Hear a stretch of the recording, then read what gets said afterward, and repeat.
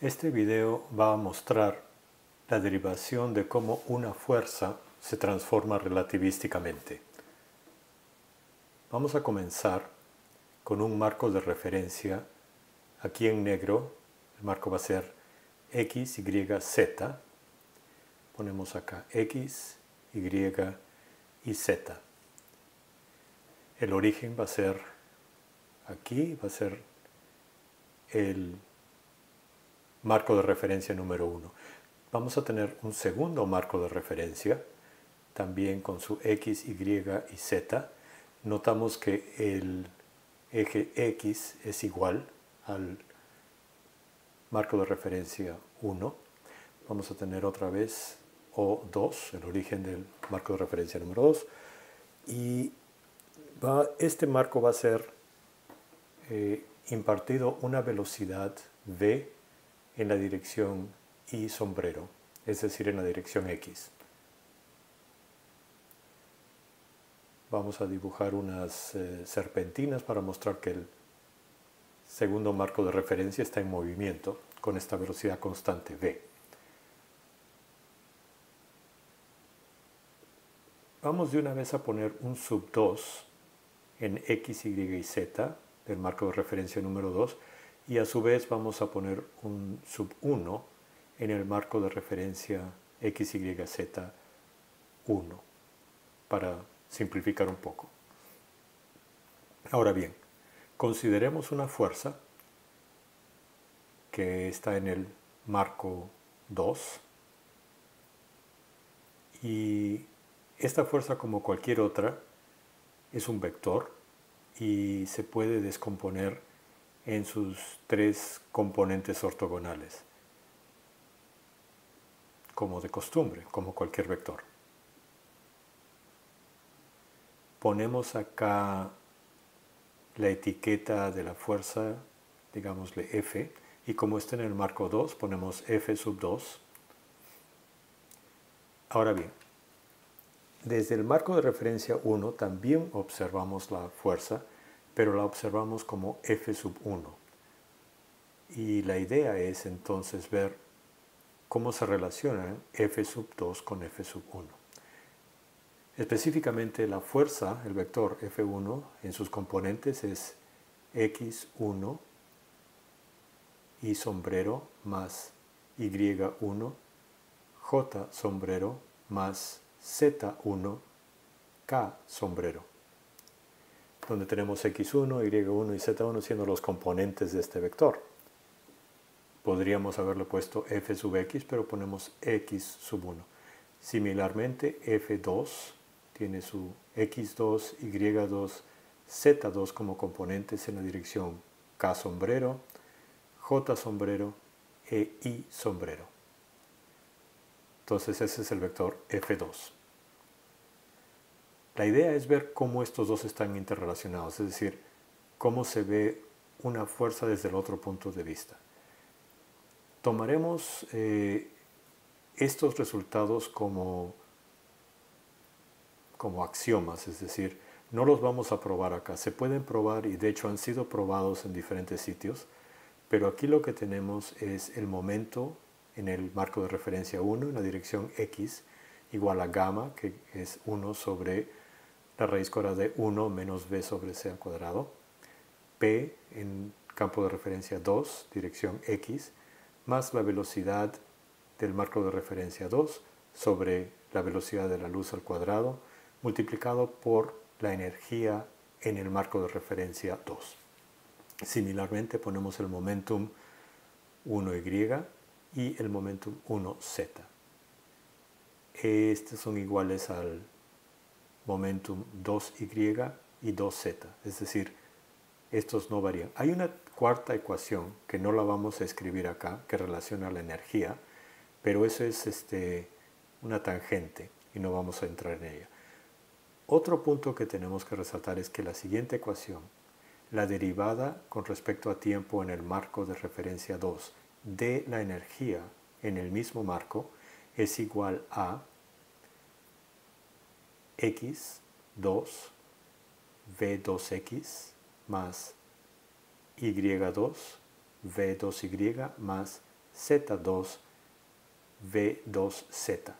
Este resultado no lo vamos a probar acá, lo vamos a tomar como un axioma, al igual que los momentums también. Se puede probar, pero no lo vamos a probar acá.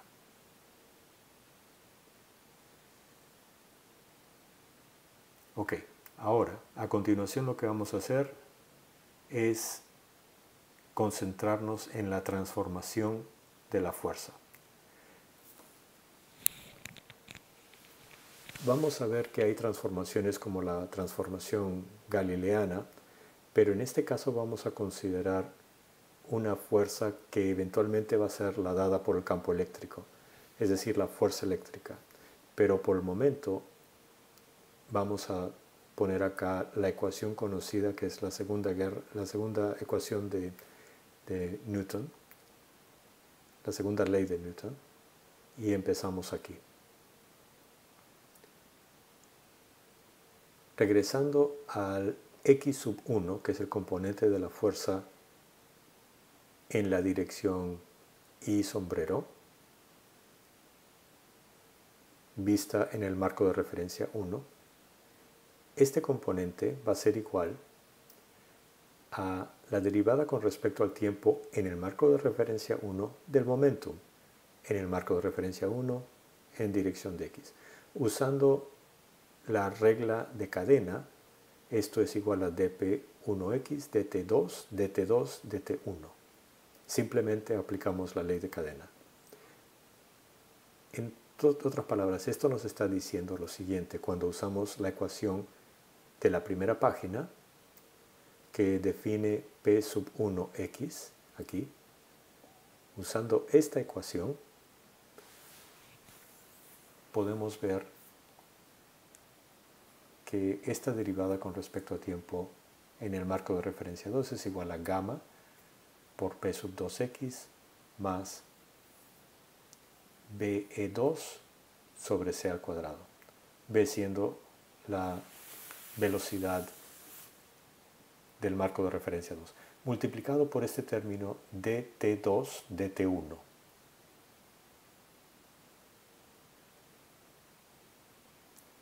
Esto puede entrar la derivada dentro de la constante gamma y ponemos que gamma multiplicado por dp2x dt2 más p sobre c al cuadrado multiplicado por la derivada de la energía en el campo de referencia 2 dt2. Esto multiplicado por este término dt2 dt1.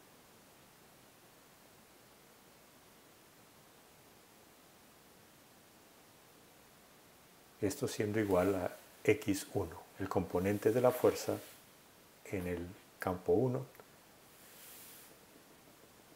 Vemos acá que el DE2, DT2 lo podemos usar. Y ahora nos toca concentrarnos en DT2, DT1.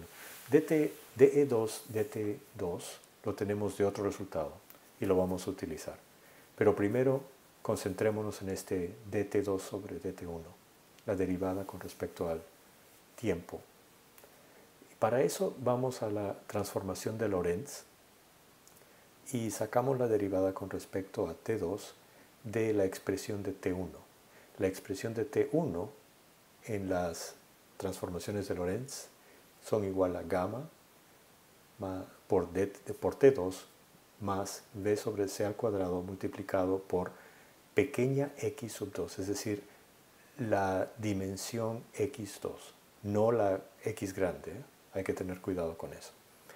Otra vez entramos a través de la constante con la derivada y podemos poner acá lo siguiente: dt2, derivada con respecto a tiempo de t2, más b sobre c al cuadrado, dx2, siendo x la x pequeña, con respecto a tiempo en el marco de referencia 2.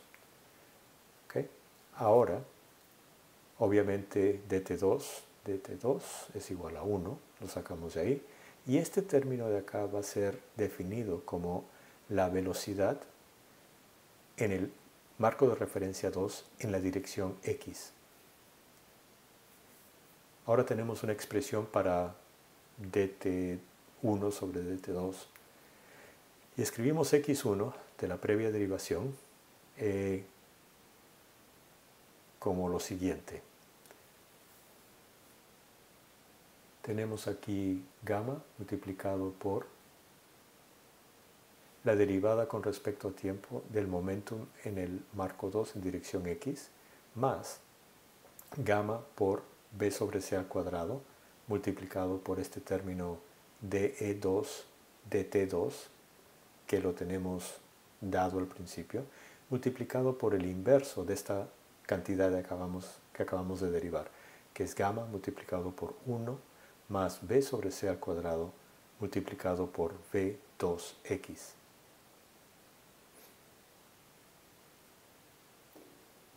Estos gammas cancelan. Y esta cantidad dp2x dt2 es esencialmente nuestra cantidad x2.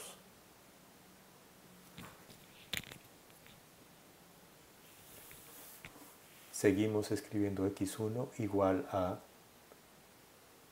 x2 más b sobre c al cuadrado multiplicado por de2 dt2, dividido entre el denominador 1 más b sobre c al cuadrado multiplicado por v sub 2x. Ahora vamos a usar la expresión para de2 dt2.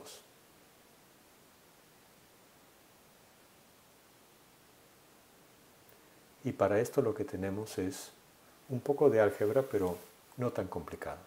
x1 igual a x2 más b sobre c al cuadrado multiplicado por b2x multiplicado por x2 más b sobre c al cuadrado multiplicado por y2 v2y más z2 v2z. Y el denominador va a ser el mismo que teníamos previamente. 1 más b sobre c al cuadrado multiplicado por v en el marco de referencia 2, dirección x. Lo que podemos ahora ver es que los primeros términos en el numerador pueden ser factorizados con un x2, que es lo que vamos a hacer en el siguiente paso. x1 es igual a x2 multiplicado por 1 más b sobre c al cuadrado multiplicado por v sub 2x más b sobre c al cuadrado multiplicado por estos términos que son los y y los z. No los voy a reescribir, pero están ahí arriba. En el denominador tenemos el mismo denominador, 1 más b sobre c al cuadrado multiplicado por v sub 2x. Podemos ver entonces que se puede cancelar el primer término, 1 más b sobre c al cuadrado, v2x.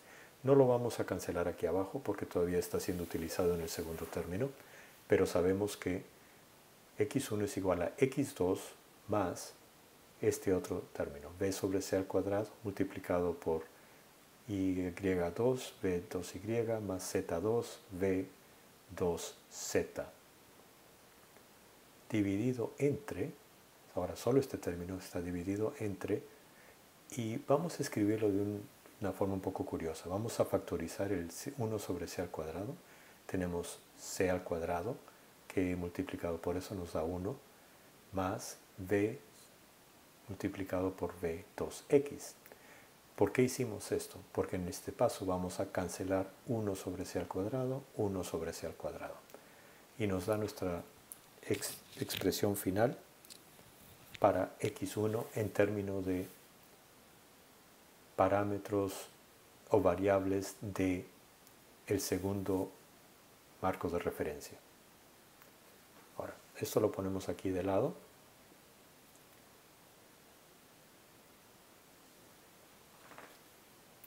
Y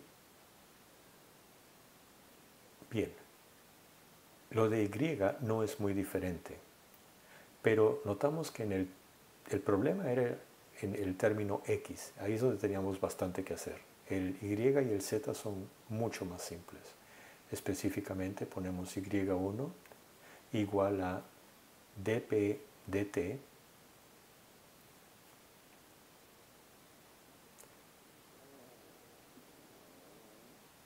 ese Y1 siendo el componente de la fuerza Y, ponemos dp1y dt en el campo de referencia, marco de referencia 1. Por la regla de la cadena, usamos la regla de cadena y vemos que tenemos dt2 entre dt1 multiplicado por esta otra derivada en términos del marco de referencia 2. Este término de acá ya lo conocemos, es ese inverso que hicimos en la previa página, 1 sobre gamma multiplicado por 1 más v sobre c al cuadrado multiplicado por v2x. Y recordando que el gamma es 1 sobre la raíz cuadrada de 1 menos v sobre c al cuadrado. Este primer término de acá es lo siguiente. Viendo la primera definición en la primera página, vemos que P1Y es equivalente a P2Y y podemos acá hacer la sustitución y en realidad esto es más que nada que Y2. Entonces tenemos una fórmula de traducción entre Y1 en términos de Y2 y otros parámetros del segundo marco de referencia.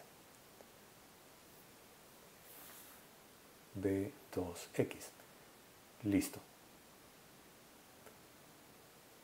Entonces, en resumen, tenemos nuestros primeros componentes de las fuerzas en el primer marco de referencia, x1, y1 y z1, hay que cambiar aquí, en términos de x2, y2, z2 y otros parámetros del segundo marco de referencia. Esto es lo que queríamos hacer. Estamos hablando de una fuerza arbitraria en este momento, pero vamos a concentrarnos en la fuerza electromagnética. Debe tenerse en cuenta que cualquier fuerza se transformará de esta forma particular cuando vemos la transformación relativística.